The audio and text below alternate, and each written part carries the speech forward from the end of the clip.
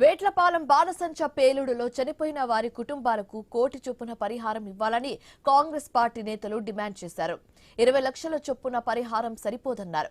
కాకినాడ ప్రభుత్వ హాస్పిటల్లో చికిత్స పొందుతున్న బాధితులను పరామర్శించారు. బాధితులకు ప్రభుత్వ ఉద్యోగం కూడా ఇవ్వాలంటున్న కాంగ్రెస్ నేతలతో ఐన్యూస్ ప్రతినిధి రాజేష్ ఫేస్ టు ఫేస్.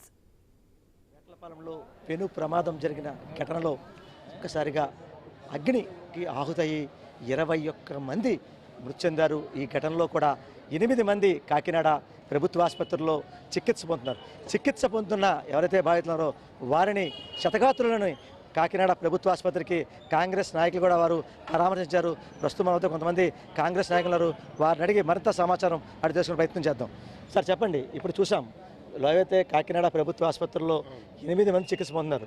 మీరు కాకినాడ పార్లమెంటరీ కాంగ్రెస్ నాయకులు వచ్చారు, మీరు లోపల చూశారు. ఇట్లా వాళ్ళ పరిస్థితి డాక్టర్లు అడిగి తీసుకున్నారు. ఇట్లా వాళ్ళు ఏమన్నా డాక్టర్స్ ఇబ్బందికరమైన పరిస్థితి అని చెప్పంటున్నారు. 80-90% వరకు మరణింది కాబట్టి చేస్తాం కష్టం అని చెప్పేసి అంటున్నారు.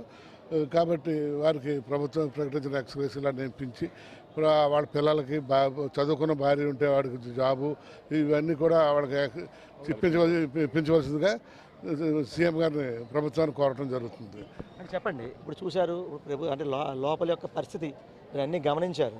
అయితే 21 మంది మృతి చెందారు. ఆ మృతుని కుటుంబాలకు కూడా 20 లక్షల రూపాయలు రాష్ట్ర ప్రభుత్వం అందజేయడం జరిగింది. ఇప్పుడు కాంగ్రెస్ నాయకులుగా మీరు లోపల వచ్చారు, కుటుంబ సభ్యులతో కూడా మీరు మాట్లాడారు. అసలు ఏంటి మీ కాంగ్రెస్ పార్టీ మీ ప్రధాన డిమాండ్ ఏంటి? నేను మరోజ్ శివగణేష్ జగ్గంపేట నియోజకవర్గ కాంగ్రెస్ పార్టీ ఇన్ఛార్జిగా పనిచేస్తా ఉన్నాను. అలాగే కాకినాడ జిల్లా స్పోక్స్ పర్సన్గా కాంగ్రెస్ పార్టీలో పనిచేస్తా ఉన్నాను. నిన్న ఏదైతే వేట్లపాలెం కాకినాడ జిల్లా వేట్లపాలెం గ్రామంలో జరిగిన అగ్ని ప్రమాదం ఏదైతే ఉన్నదో, ప్రకాష్ గారు వెళ్ళరు, అగ్ని ప్రమాదం ఏదైతే ఉన్నదో చాలా బాధాకరమైన విషయం. ఇదంతా ఎంత దౌర్భాగ్యమైన పరిస్థితి అంటే ప్రభుత్వం యొక్క విధి విధానాల వల్ల వాళ్ళ నిర్లక్ష్యం వల్ల మాత్రమే జరిగిన సంఘటన ఇది. ఖచ్చితంగానే ఈ లోపలికి వెళ్ళాము, ఇప్పుడు చూసాము. 4 ఈ వార్డులో ఉన్నారు, మరొక 5 బర్నింగ్ వార్డులో ఉన్నారు. పెరుగుతుందని చెప్పేసి డాక్టర్లు చెప్తా ఉన్నారు. అయితే చాలా దారుణమైన సంఘటన ఇది. ప్రభుత్వం యొక్క నిర్లక్ష్యం వల్ల మాత్రమే జరిగింది.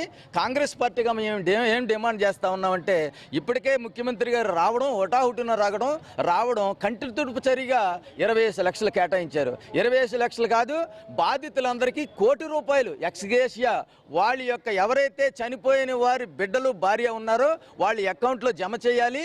ఆ వడ్డీ మీద వాళ్ళు బ్రతికేలాగా కూడా ఆ ఏర్పాట్లు చేయవలసిన అవసరం ఉంది. పక్కా గృహాలు వారికి నిర్మాణం చేయవలసిన అవసరం ఉంది. అలాగే వ్యవసాయ భూమి కేటాయించవలసిన అవసరం ఉంది. ₹1 కోటి ఎక్స్గ్రేషియా ఇమీడియట్గా వాళ్ళకి ప్రకటించవలసిన అవసరం ఉంది. అదేవిధంగా ఈ జిల్లాలో ఉన్నటువంటి డిప్యూటీ సీఎం ఎవరైతే ఉన్నారో, ఈ రాష్ట్రానికి ముఖ్యమంత్రిగా ఉన్నటువంటి ఎవరైతే హోమ్ మినిస్టర్ ఉన్నారో వాళ్ళే బాధ్యత తీసుకోవాల్సిన అవసరం ఉంది. ఇమీడియట్గా డిప్యూటీ సీఎం గారు రిజైన్ చేయవలసిన అవసరం ఉంది. ఈ సంఘటనకు బాధ్యత తీసుకుని హోమ్ మినిస్టర్ రిజైన్ చేయవలసిన అవసరం ఉంది. డిఎస్పీని ఆర్డీఓని సస్పెండ్ చేయడం ఏంటండి? బ్రూడోకాట్స్ ఇక్కడ ఎస్పీ బాధ్యత తీసుకోవాలి, డిస్ట్రిక్ట్ కలెక్టర్ బాధ్యత తీసుకోవాలి. ఇమీడియట్గా డిస్ట్రిక్ట్ కలెక్టర్ని సస్పెండ్ చేయాలి, కాకినాడ జిల్లా కలెక్టర్ని సస్పెండ్ చేయాలి, ఎస్పీని సస్పెండ్ చేయాలి. ఒక చిన్న కార్యక్రమం చేసుకుని మైక్ పెట్టుకుంటేనే ఎన్నో పర్మిషన్లు అడిగితారే మీరు?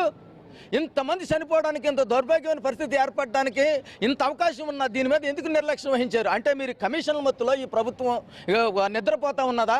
ప్రభుత్వం బాధ్యత తీసుకోవాలి. అదేవిధంగా హైకోర్టు ఆఫ్ ఆంధ్రప్రదేశ్ వారిని సవినయంగా వేడుకుంటా ఉన్నాం. ఈ కేసు ఏదైతే ఉందో, వేట్లపాలెంకి సంబంధించిన కేసు ఏదైతే ఉందో, ఈ కేసుని సుమోటోగా స్వీకరించండి. ఈ కేసును సుమోటోగా స్వీకరించండి.